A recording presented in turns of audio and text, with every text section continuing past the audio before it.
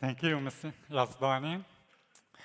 Good morning, everyone. It is an absolute pleasure to be in this great convention, and thank you to all of you for coming here today. Before I start, I would like to emphasize that our team, as Professor Kazurunian stated, have done extensive research. However, because of the limitation of time, we will not be able to present everything here. However, all of the data, all of our references, etc., will be published on the NCRI's US's website immediately after the conference. So let me start. My presentation addresses the core foundational problem of the Iranian regime, and that is its illegitimacy. It has never been a legitimate government. Let's be clear. The Khomeini regime was not the legitimate choice after the 1979 revolution. He stole the revolution. The Shah's dictatorship had eliminated all genuine democratic groups and organizations. A power vacuum had been created, and Khomeini exploited that vacuum. Khomeini's rule was ahistorical. It ran entirely counter to the 120-year arc of Iranian history, which consisted of continuous struggle for democracy, secularism, freedom. That struggle has continued since the constitutional revolution of 1906. A regime with no democratic mandate must find other ways to survive. Because it cannot rule by the ballot box, it built its identity on three pillars: internal repression, export of revolution, or better known as export of terrorism, and development of nuclear weapons, which was supposed to guarantee its survival. I will argue that this regime has miserably lost in all of those fronts.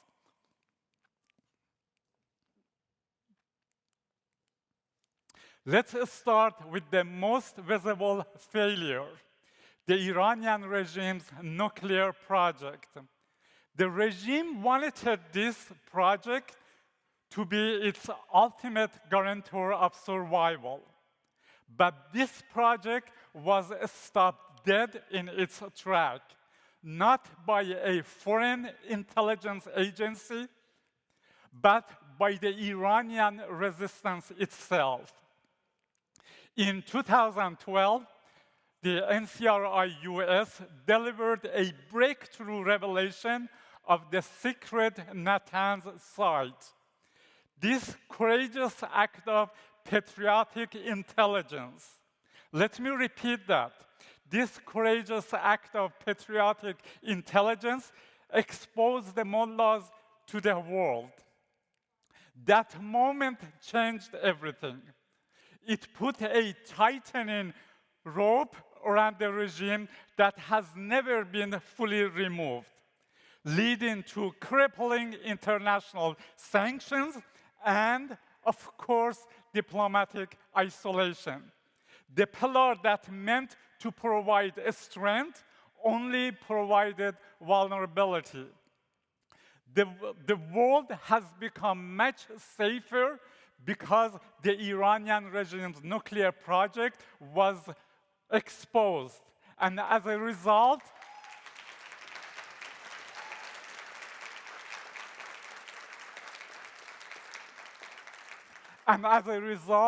the world owes a big thank you to the NCRI US.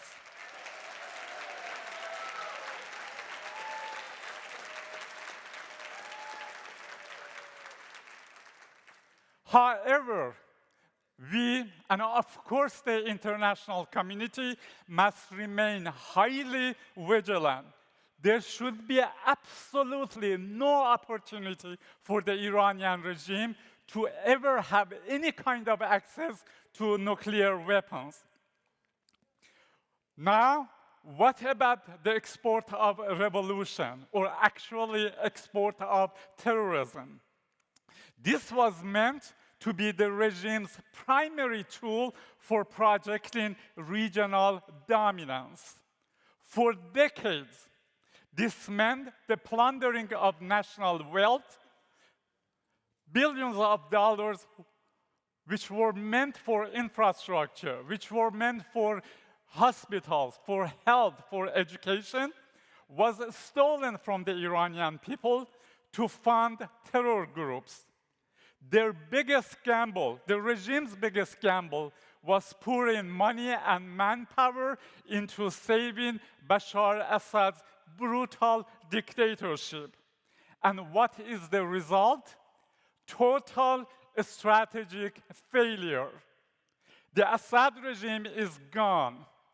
The entire Hezbollah leadership has been eliminated, and other proxy groups are scattered and are under severe pressure to dismantle. This pillar brought neither power nor influence, only more international isolation and, of course, the hatred of the neighbors. We now turn to the third pillar, and the most telling sign of the regime's weakness. It's escalating repression. The numbers on this slide are shocking for a reason. We have seen executions triple during the past 3 years, from 553 to over 1,600. And these are, of course, only the executions that we know about. With over 5,000 people on death row and 2 million arrests every year, the judiciary in Iran is not about justice. It is about repression. It is a fear factory. This is not a strength. This is a desperate grip of a regime whose only remaining language remains pure violence. This slide, please pay attention, this slide illustrates the extreme measure used to suppress even the slightest association with the MEK. We see individuals who were recently executed, like Mr. Hassani and Mr. Ehsani, and others facing imminent execution, like Mr. Wafai Sani, and 16 others who are under death penalty, simply for expressing support for the MEK. Equally shocking are the lengthy prison terms. For example, 2 recognized Olympiad winners were given 16-year sentences only because they expressed support for MEK. No physical activities, no activities other than just showing support for the MEK. Maryam Akbari is serving 17 years for seeking justice for her siblings who were executed during the 1980s, and they were, of course, affiliated with the MEK. How does a regime with these gross human rights violations try to hide their crime? They have tried to build a digital wall of censorship and control. Iran is ranked 177th out of 180 for press freedom, and its internet score is a dismal 16 out of 100. They block all popular platforms and websites. Why? because they cannot let the truth about their corruptions, about their crimes, about their repression to get out. And of course, they do not want the videos of protests to get out either. Like all dictatorship, they try to control information. They have some 18 units, 18 institutions dedicated to monitoring online activity. But as we will discuss later, this information control is not working. This regime's brutality is not limited to political opponents. It also heavily targets minorities, ethnicities, and different minorities. Minorities like Baluchis and Kurds face horrific discrimination. Consider these chilling statistics. The Baluchi community constitutes only 5% of the population, yet they account for 20% of executions in Iran. As if political repression wasn't enough, the country's environment and infrastructure are collapsing due to decades of mismanagement and corruption. Iran is facing a severe water crisis. Per capita availability has dropped by 80%. Despite having the world's second largest natural gas reserve, the people suffer daily from gas and electricity shortages. The environmental degradation is catastrophic. 90% of wetlands are critical, and cities suffer from toxic air pollution over 2/3 of the year. So let's bring all of this together. We have detailed a regime sustained only by execution, censorship, and economic and environmental ruin. But the most important point is that despite all of this, the Iranian people are more defiant than ever. You can see this defiance in the growth of organized resistance units, and you can hear in the brave public chants of death to Khamenei across all of the cities.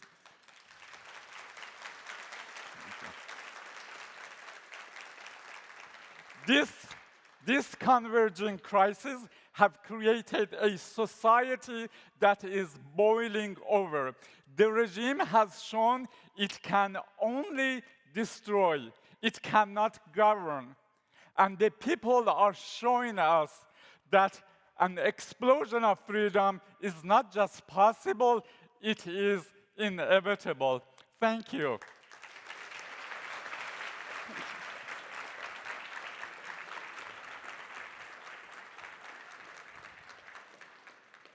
Thank you, Dr. Saidian, for your breakdown of these raw manifestations, the protests, the boycotts, the unbreaking spirit. Paint a vivid picture of a people rising as one. Thank you for that clarity. Dr. Ashraf Zadshir, your perspective will light the path forward. Thank you for joining us. Over to you.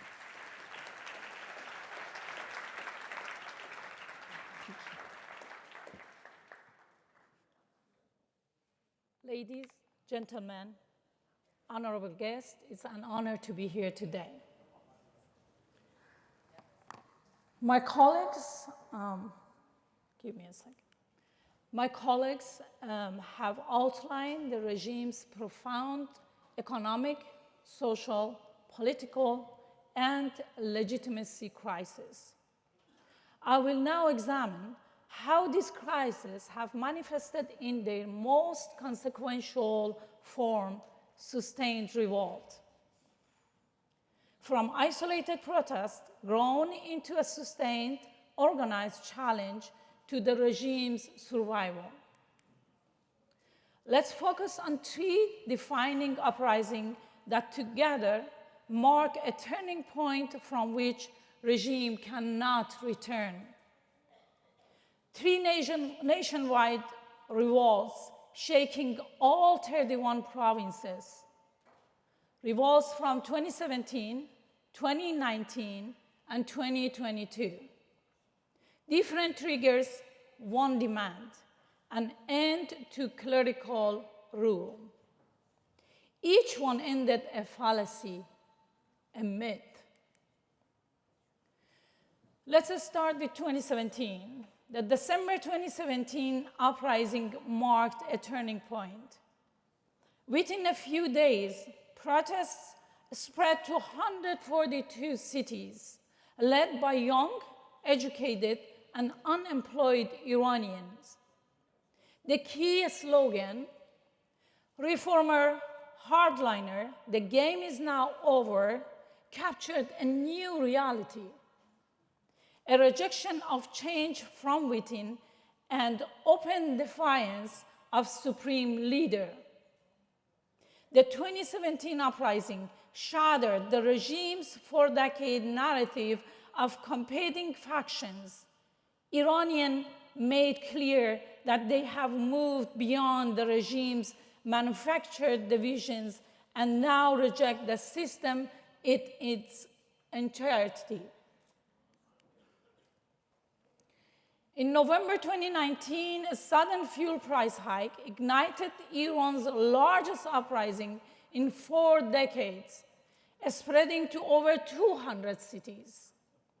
Protests went beyond the street, striking regime strongholds, basic bases, police stations, Friday prayer offices, and a state bank, symbols of repression and corruption. The crackdown was ruthless. 1,500 killed, thousands arrested. That uprising ended the myth that lower economic class, the underprivileged, supported the regime, a myth that was also promoted in the West. 2 years later, September 2022, the death of Mahsa Amini, a young Kurdish woman, triggered a nationwide movement spanning 280 cities. This time, the message was unmistakable. The slogan, "Down with the oppressor, be it the Shah or the leader," summed up a national consensus, rejection of all forms of dictatorship.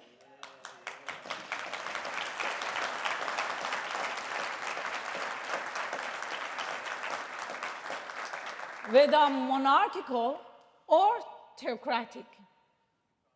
Women and youth stood at the forefront, leading chants, organizing online, and facing bullets with courage.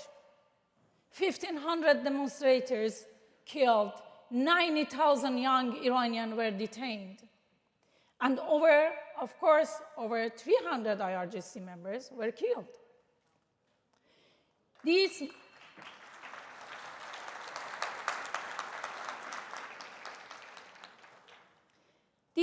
was no longer about reform. It was a generational rebellion demanding complete political change.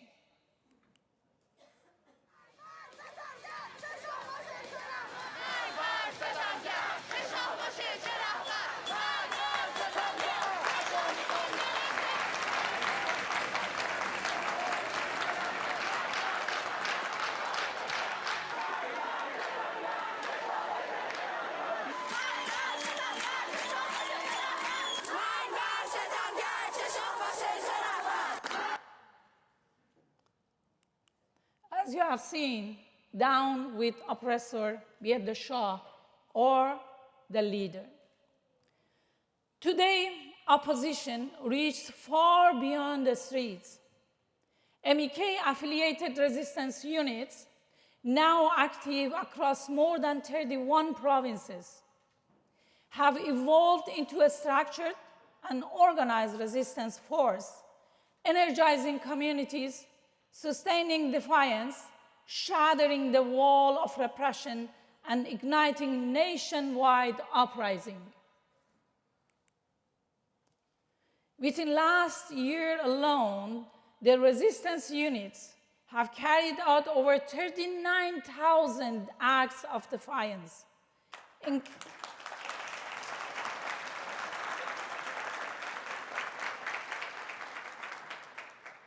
including 3,000 attacks on IRGC and Basij bases across all 31 provinces.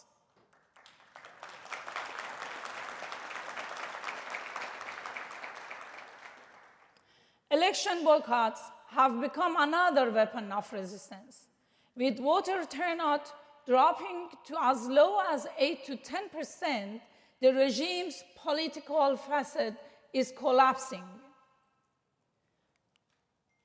Across these years, a clear cycle has emerged: grievance, repression, economic plunder, renewed grievance.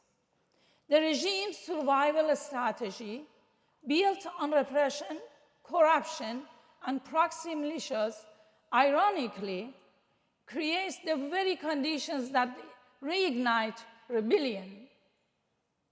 Every crackdown deepens poverty and anger. Every protest crushed sows the seeds of the next one. In short, the regime's logic of survival has become its logic of self-destruction. To conclude, Iran's opposition has evolved from scattered protests to a permanent state of defiance. It is younger, more educated, and more conscious than ever before. It rejects both monarchy and theocracy, demanding a democratic, secular republic. The real question now is not whether another uprising will happen, but when, and whether the world will be ready to recognize and support the Iranian people's demand for freedom. Thank you.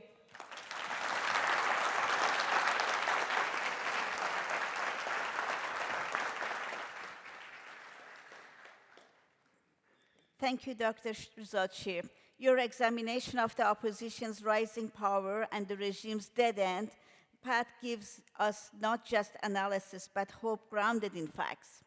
Thank you all three for this powerhouse discussion. It's exactly why we are here.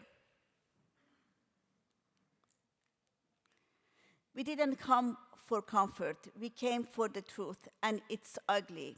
The economy is gutted, the water is gone, hospitals ration hope. Regime's tools, internet kills, public gallows, midnight raids, but look past the rubble. Protests swell, women walk fearless, kids chant in streets.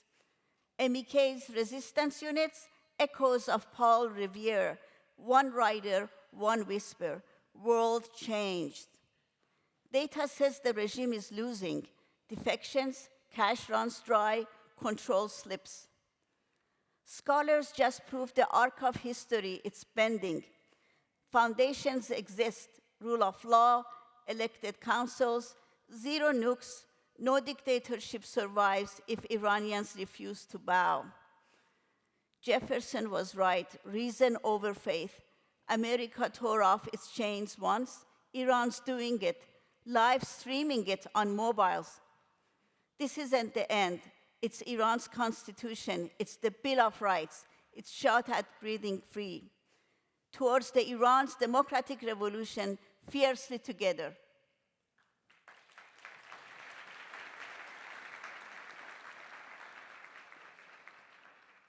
So we would like to end with a few questions from the audience. It seems we've received a lot of flood of questions, but one question that's on many minds, and perhaps one that defines our moment, is when an economy built on plunder finally collapses, how do we even begin to rebuild? Is it possible at all, or has the damage gone too far? Dr. Kazrin, with you. Can you hear me? Yes. Oh, perfect. Thanks. So after the regime collapse, I think the transitional government and all the governments after that must make radical transparency their capital. That radical transparency is what is needed to build trust. That's what's needed to eradicate corruption. Build the trust that is required itself is a prerequisite to bring burnt generations, as they call them in Iran now, Generation X, Generation Y, Generation Z, and now very soon Generation Alpha, back to the productive ranks. That trust is needed to bring many millions of Iranians in diaspora back to either on temporary basis or more permanent basis, connect them with motherland, connect them with productivity in Iran, convince them to start investing in Iran. That is the trust that is needed to actually reintegrate Iran in the world. But then immediately right after that, the transitional government needs to attend to the needs of the 80% that are below poverty line. We need to do probably what President Roosevelt did to bring America out of 1930s depression. Large-scale public works, but it has to be radically, again, distributed. It cannot be Tehran-centric. It has to be people-centric. It has to be in places that the work is needed. That's how you create immediately millions of jobs.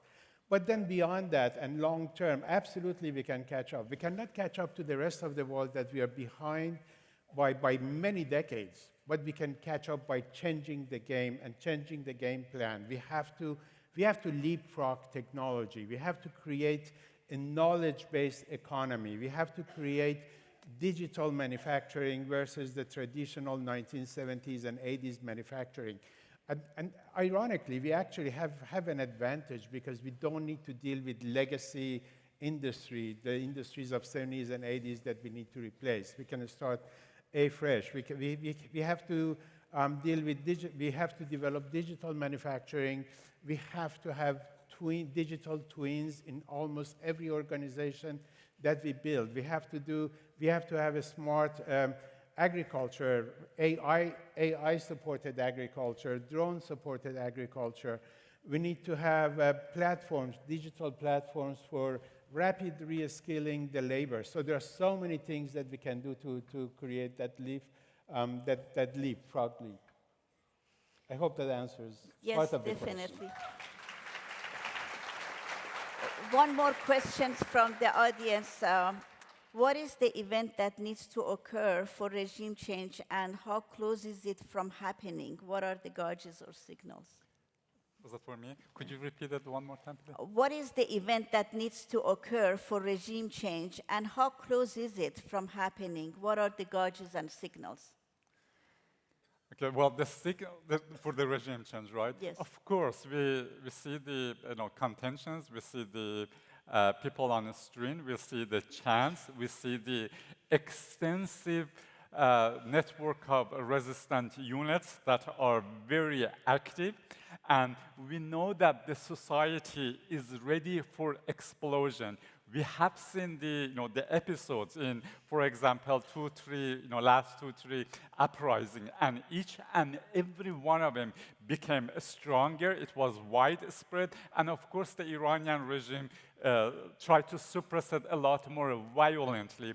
But the point is that we know that there is going to be a next one, and the next one, it's definitely going to, if it's not going to be the final one, it will be a turning point. So the very fact that the resistant units are highly active inside Iran, it is a representative sign that the society does want to change, and that change is taking place. We can also look at the regimes infighting among themselves. Okay, so each unit is basically very opposed to the other unit. So these are also signs of this not being stable, not being cohesive, not having a policy where all elements of the Thank you. regime agree on. So in my, going back to, for example, Yep. 1979, these are the signs that the regime is collapsing.